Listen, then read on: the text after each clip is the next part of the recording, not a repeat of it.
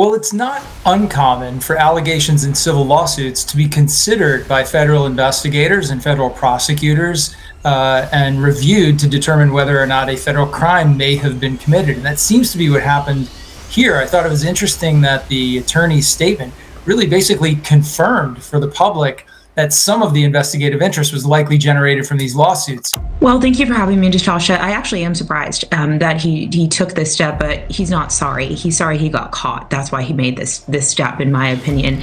He went so far as to pay the hotel to keep this video quiet. So I don't believe he's sorry. If he was sorry, this is something he would have admitted to right away. And as you mentioned before, this is something that he has vehemently denied in the past. Well, I think this is any criminal charge in state court and from the DA's office is the least of his concerns. As Tracy will tell you, I mean, he was hit by the FBI and Homeland Security. They're not there to investigate an assault that occurred in 2016. He's in a box that the feds have caught him in. P. Diddy, the legendary hip-hop mogul, is now embroiled in a scandal that could see him in prison for life. An ex-FBI agent has entered the spotlight, unveiling shocking secrets that could lead to Diddy's downfall. But what dark truths have been hidden from the public? How far does this web of deception reach? Join us as we delve deep into this gripping saga, revealing the evidence and uncovering the untold story that an ex-FBI agent reveals P. Diddy will be locked up for life. This is the story you never saw coming. But before we dive deep, don't forget to subscribe. Now, let's get started. Allegations in civil lawsuits often catch the attention of federal investigators and prosecutors who review them to see if a federal crime might have been committed. That's exactly what seems to have happened here. An attorney's statement has confirmed that some of the investigative interest likely arose from these lawsuits, which is particularly intriguing. Several lawsuits allege activities that could be classified as sex trafficking. Numerous women claim they were transported across state lines, drugged, and assaulted. For instance, Diddy's former girlfriend alleges she was forced to perform sex acts with various individuals in different states as they traveled around the country. This almost seems like an unintended admission by Diddy's lawyer. According to a former FBI agent, Diddy's situation is dire. The cases against the music mogul are piling up, and it appears that Diddy's legal team is trying to settle as many as possible out of court. They likely want to keep the details of Diddy's alleged crimes hidden from the public. If Diddy were a character like Scrooge McDuck, he would need a huge fortune to handle these lawsuits. But why are the search warrants happening simultaneously? Based on the attorney's hints, we can look to the civil suits for clues. Many victims allege that Mr. Combs and his associates videotaped these sexual encounters. This type of evidence would be crucial, and investigators would want to search his home to see if they could find such tapes. Hence, it makes sense to conduct searches at multiple locations simultaneously.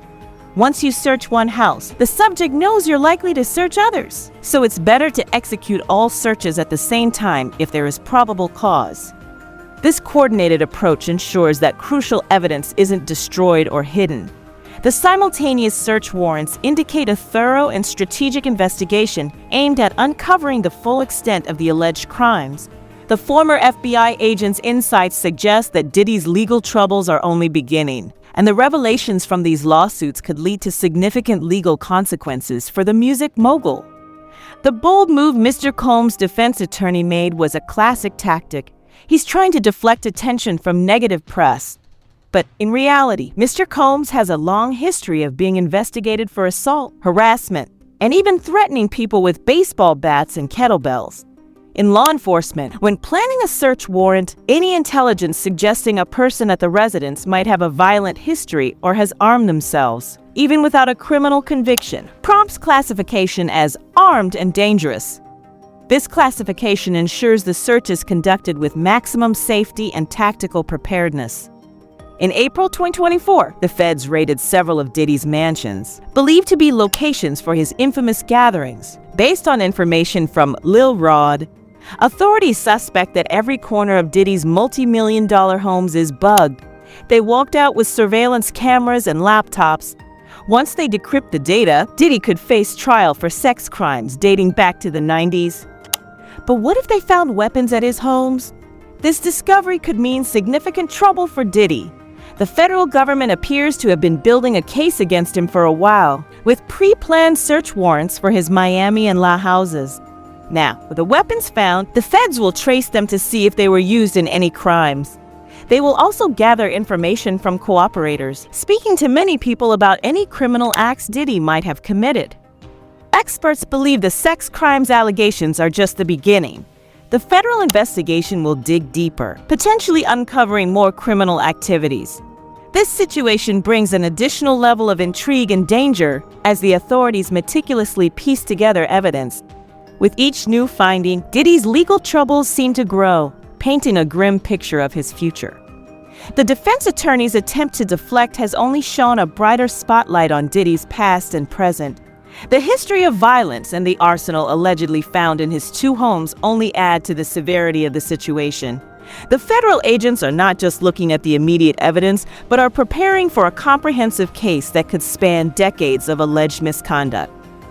Finally, here's a tip that Diddy won't like. He's managed to evade serious assault charges, possession charges, and other criminal acts for years. But now, things are heating up. The feds have executed search warrants for sex crimes and uncovered illegal firearms at Diddy's mansions. In an interview, the host asked an FBI agent about the shooting that night. The agent described the incident, recalling how he received a late-night phone call instructing him to get to the Midtown North precinct. File a criminal charge for this type of misconduct. Puffy, JLO, and Shine had already been picked up, so the agent didn't go to the shooting scene initially. When he arrived at the precinct, he found a surprising scene. Attorneys like Ed Hayes and Harvey Slove were there, applauding his arrival. They were eagerly waiting for their clients right at the scene. The agent then saw Chief King, the duty chief, who informed him that he was in charge. Although Chief King was there to assist, the case technically wasn't the agent's. The shooting fell under the jurisdiction of the Midtown South Squad since it occurred in their territory. Despite being at Midtown North, they had to move back to Midtown South for the investigation to proceed. By the time they transitioned to Midtown South, District Attorney Matt McDonald had become involved. Known for being difficult to deal with, McDonald took over the investigation alongside the Midtown South Squad. The FBI agent's role was mainly to assist them as needed. Meanwhile, the feds are digging deeper into Diddy's past. They're considering reopening some of his old cases, especially focusing on the infamous 1999 shooting. This development adds another layer of complexity to Diddy's already precarious legal situation. The discovery of illegal firearms at his properties complicates things further. Federal investigators are meticulously piecing together evidence from various sources, including decrypting data from surveillance cameras and laptops seized during the raids. If incriminating evidence is found, Diddy could face serious charges that date back decades. The presence of high-profile attorneys and the immediate attention from law enforcement highlight the gravity of the situation. Diddy's history with the law is coming under intense scrutiny, and the reopening of old cases suggests that authorities are determined to leave no stone unturned. As this high-stakes investigation unfolds, the public and media will be watching closely, anticipating what new revelations will emerge and what consequences Diddy might ultimately face. Speaking of which, the feds are considering reopening some of Diddy's old cases, including the infamous 1999 shooting incident. While Shine has already served time for this, recent court findings suggest that Diddy might have orchestrated the entire event. Gene Deal revealed that man was convicted for her injuries. A man already did time for her injuries. If they go back and check if there were ballistic tests done on Jennifer Lopez, on Puffy, God bless the dead, on Wolf, did they do ballistic tests? And if they did, and Puff had gunpowder on him, why didn't the police charge him? Why didn't they go through with charging him? Jean continued, "She can say that now, and I don't take anything away from the victim, but her lawyer should have advocated more. I know Puff and Shine had the same charges, but like I said before, and like Shine said too, it's true. Puff had witnesses come in to testify against Shine, saying they saw Shine do the shooting. Now, it might be tough to prosecute Diddy for the case since Shine already served 10 years for it. But reportedly, the feds have new information that could potentially land Diddy in jail.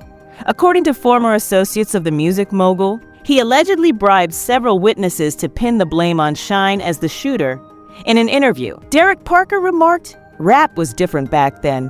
When Puffy, or P. Diddy as he's called now, was out, a lot of the cases he got involved in were because he had problems with people in clubs or the music industry. Oh, you know what? Rap was different back then. When Puffy was out, or I call him Puffy, then you call him P. Diddy now. When he was out, a lot of the cases that he had problems with people when he went out to clubs or people in the music industry. It was something expected back then because you have to remember, it was the 90s going into the 2000s. Rap music was really exploding into the major music industry, becoming a huge phenomenon, taking over pop music and everything else. Parker continued, P. Diddy was involved in a lot of stuff. So I got called in because I had created this hip-hop squad. The chief and the commissioner wanted someone knowledgeable about the violent acts in the rap community. They didn't realize how many problems existed in the rap community, with rappers being both perpetrators and victims. So they wanted me to create a unit to deal with these issues. I had to be out at night at bars, clubs, concerts, and things like that. Not necessarily to put cases on them or follow them, but to ensure there was no violence and to find ways to quell the violence in the community. The host then asked, "Is Diddy's temper really as bad as we've heard?" Packer responded. I never saw Diddy lose his temper like that, but I didn't work closely with him in business. When he dealt with me, it was on a professional level where I was the detective, and he was the one under arrest. He was always cooperative with me. He didn't say much because he had attorneys, but I never had a problem with him. I often had to arrest him or facilitate his arrest, like in the Club New York shooting or the Steve Stout investigation with MTV, and a few other incidents. People always labeled me as Diddy's detective because every time something happened with him, they called me. Surprised, the host said, "They labeled you Diddy's detective. Wow. We hear about allegations involving sex trafficking. Did you ever see anything back then that gave you pause?"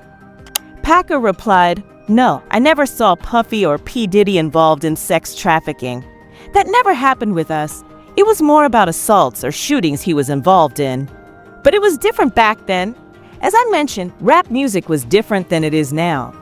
Now, things have changed a lot. We have social media, and many rappers are emerging through these platforms. They're becoming more prominent than the old school rappers. We're seeing so many cases now because social media brings out a lot. In the rap music industry, these beefs and disputes come out more frequently. Back then, things were more contained. Now, with social media, every conflict is magnified and reaches a wider audience, making the rap world more volatile and public than ever before. Diddy's not a flight risk with his high-powered attorneys. He's not going far. He's probably at an undisclosed location, laying low until his lawyers advise him. Packer concluded. The hip-hop cop revealed that there was a special unit called the Rap Unit in the police force that investigated growing crimes involving rappers in the 90s. Diddy had always been a person of interest, but they could never pin any crimes on him, likely because of his top-notch legal team always swooping in and bailing him out, plus the possibility of bribes. That's not all. Some explosive new documents were released in a civil suit that was amended recently. The allegations are serious, involving sex trafficking, drugs, and guns. Not only against Diddy, but also his son, the alleged mule, and another superstar, Cuba Gooding Jr. The new twist is Brendan Paul, who was arrested for possession of cocaine and marijuana gummies. Though this arrest is unrelated to the larger federal investigation, Paul is named in several civil lawsuits filed against Diddy as a drug mule working for the music mogul. So, this arrest you're seeing is separate from the bigger case, solely for possession of these drugs, marijuana, and cocaine. The feds have finally found a way to incriminate Diddy for everything he's done over the past 30 years. They're now taking this opportunity to charge him for all the crimes he's ever been suspected of committing. Recent developments reveal that Diddy's alleged drug mules have been arrested and offered immunity in exchange for testifying against him. In an interview, former Diddy bodyguard Gene Deal explained that the feds are going to have a lot of electronic evidence. They're going to have laptops, computer stuff, all of it, he said. People need to be smart. You can't hide anything on a laptop. If they were dumb enough to put any videos or incriminating material on these devices, it's going to come to light. Deal continued. Since they're investigating sex trafficking, they're looking for pictures of women, possibly underage, in sexual contexts. They'll be going through all those devices. if there are any weird fetishes, like pictures of little kids or young women. And if Diddy is in any of those pictures, it becomes clear who to charge. But if the houses weren't in his name, but under companies' names, anyone could have had access. Unless someone testifies that a particular room is Diddy's and only he goes in there, it's hard to pin it on him. Deal elaborated. That's when they'll get help from the maids or other staff. They'll ask, "Where's Mr. Combs's room?" And if they say, "That's Mr. Combs's room," and no one goes in there unless he's there, it strengthens the case against him. They'll need these people to testify. However, if the mansion belongs to Bad Boy Films or other entities, it complicates things. The feds are building a stronger case against Diddy by bringing in everyone seen in the footage recovered from his homes. These individuals are being offered immunity in exchange for their cooperation in tightening the case against the music mogul. This move could potentially help the feds reopen the investigation into Tupac's murder, which has long been rumored to involve Diddy. Among the many accusations against him is the claim that he ordered a hit on Tupac, one of the biggest names in the rap game. When Diddy has a problem with someone, he allegedly resorts to criminal means to resolve it. Guys, could this be the fall of P. Diddy? All indications suggest it might be. Let us know your thoughts in the comments below. Then check out this next video if you don't know that Diddy faces prison. Feds have over 212 tapes. And don't forget to subscribe and stay tuned for what's coming up. See you in the next video.